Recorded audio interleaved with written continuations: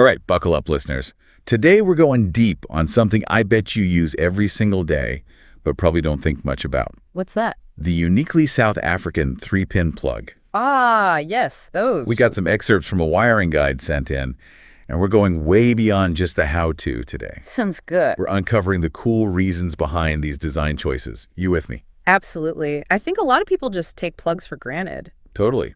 But there's so much more to them than meets the eye. There really is. Okay, so let's start with that really distinctive shape. I mean, it's not just for looks, is it? It's definitely not just about looks. That shape is a major safety thing. Oh, really? Yeah, unlike some other plug types, the South African plug, you just can't put it in the wrong way. Interesting. And that clever design, that's what really cuts down on those risks. Risks like short circuits and shocks. Ah, that makes sense. It's like a built-in safety mechanism. Exactly. But there's more to it than just the shape, right? I mean, what about those 3 pins? And all that color coding going on. It's all about control. Control? Yeah, controlling how that electricity flows and making sure things are safe. Think of it like a well-choreographed dance. A dance. Okay, I'm intrigued. So we got the top pin, the green or yellow one. Right. That's the earth. The earth. Like the ground? Exactly, like the ground, yeah. It's a safety net, basically. Diverting any of that stray electricity down to the ground so you don't get zapped. So it's like a backup system just in case. Yeah, exactly, like a backup. And then you've got that blue pin. The neutral one. Yeah, neutral. It completes the circuit back to the power source. And then you have the brown pin, which carries all that current to your appliance. Oh. And that color coding. Yeah. That's not just a South African thing. It's not. No, it's like an international system. Wow. All about safety and clear communication. So it's like a universal language for electricity. Yeah.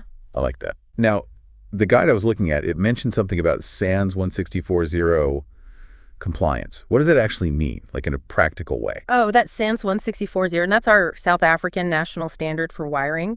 Basically, think of it like a set of rules. Okay. Guidelines, making sure all the electrical stuff is done safely and to, a really good standard. Ah, so it's kind of like a seal of approval.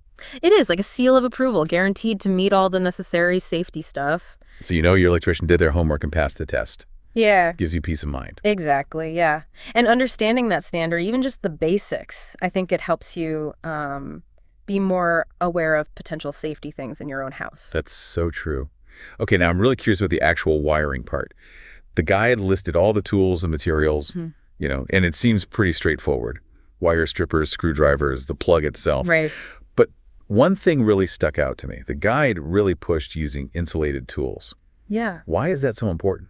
Because safety. It's all about safety. Those insulated tools, they've got that protective layer so that electricity can't pass through them. So that's like if you accidentally touch a live wire while you're working. It can save your life. Yeah. Literally. Wow. That's not something to take lightly. It's a good reminder, that even though we're dealing with something as familiar as a plug, yeah, we're still dealing with electricity. Yeah. Got to respect that power. Yeah. So tell me, when wiring one of these South African plugs, what are the key things to keep in mind? Well, the main thing is creating that really secure, reliable connection.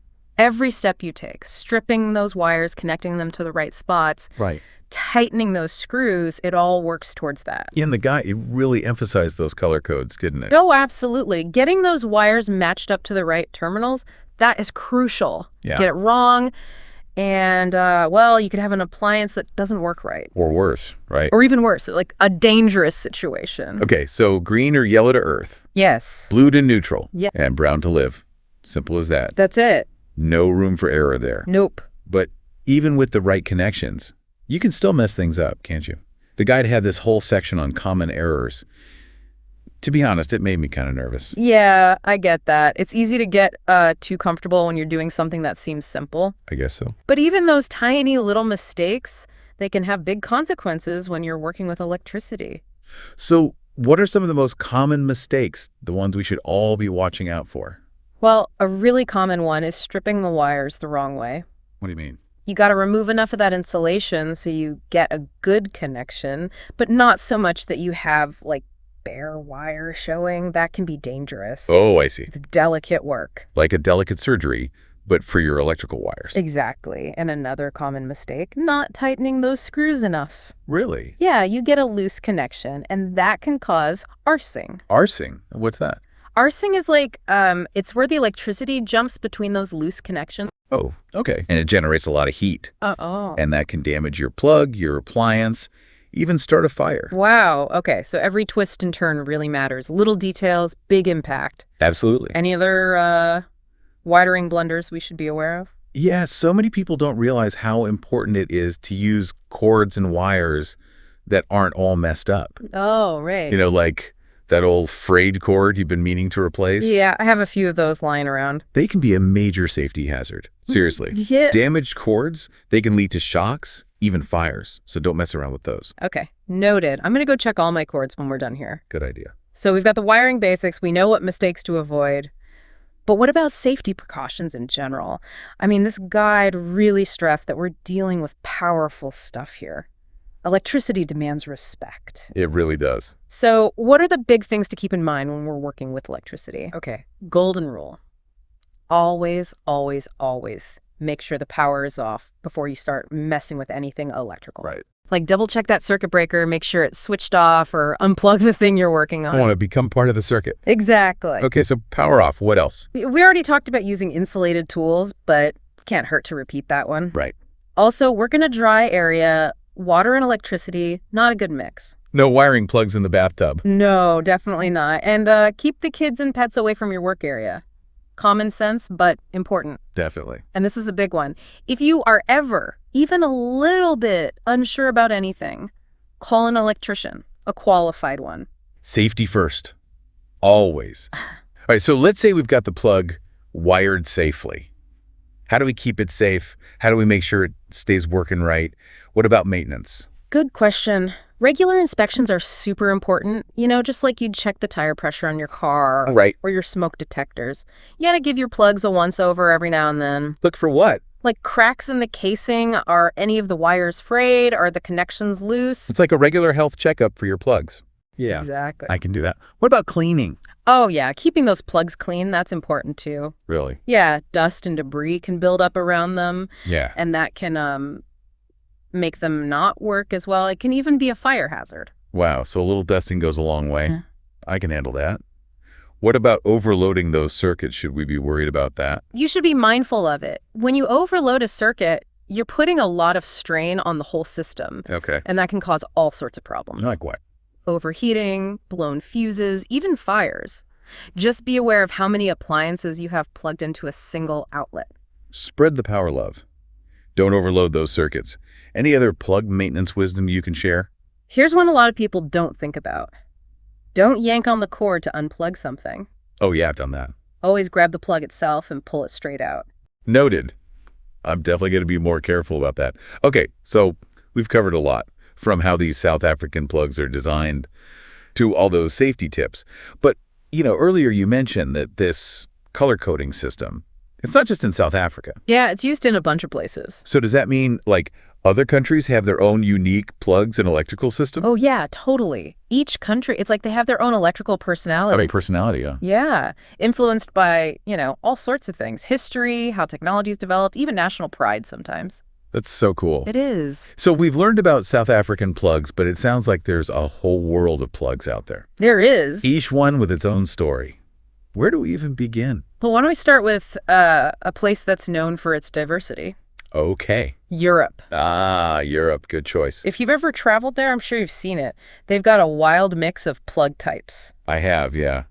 It's a bit confusing. From that classic 2-pin to those ones with the rounded 3 pins and like those deep sockets. So it's like a plug parade. It really is. Now, in terms of really unique designs, the UK, those stand out. Oh, yeah. What about them? They have that 3-pin plug that's, it's rectangular, and it's got those big angled pins. I've seen those. They look really sturdy. They are. It's a system designed for safety and, built to last. Now, let's hop over to Asia. Okay. They have a whole other set of interesting plug types over there. Like what? Well, Japan, for example, they use a 2-pin plug, similar to North America. Okay.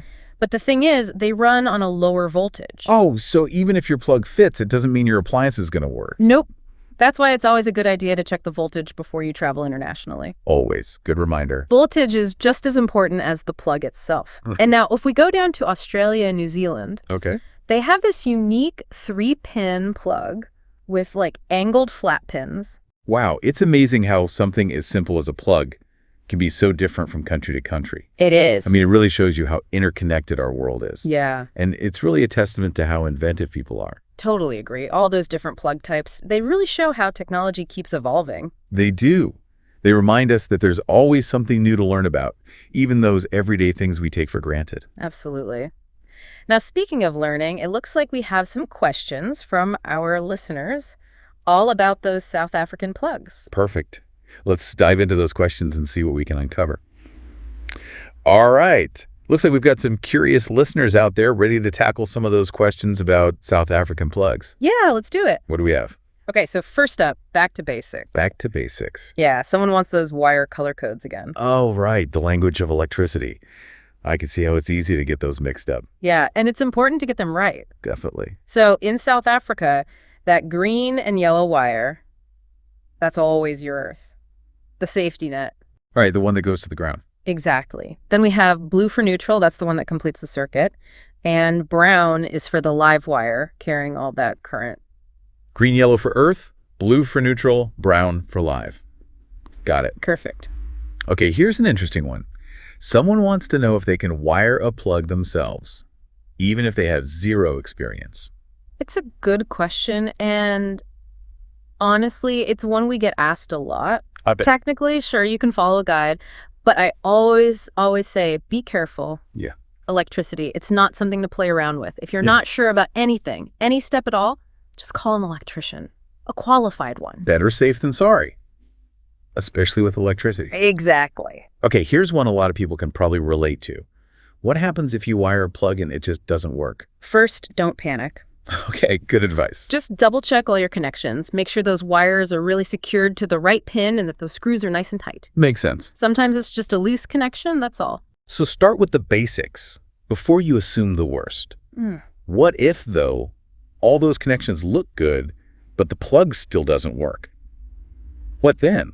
Then it's time to check the power source. Ah, Make sure that outlet is actually working. You can try plugging in something else you know works. good point. And of course, double check that circuit breaker. Make sure it hasn't tripped. Easy to overlook the simple things. Any other troubleshooting advice? Well, if you've done all that, check the connections, check the power, and things still aren't working, it might be time to call in a pro. Right. Could be a bigger electrical issue that needs someone who really knows what they're doing. When in doubt, call an electrician. Makes sense to me. Absolutely. Okay, a practical question now. What tools do you actually need to wire a plug? You don't need a ton of fancy stuff. That's good. You'll need a good pair of wire strippers. To remove the insulation. Yeah, but you gotta do it without messing up the wires.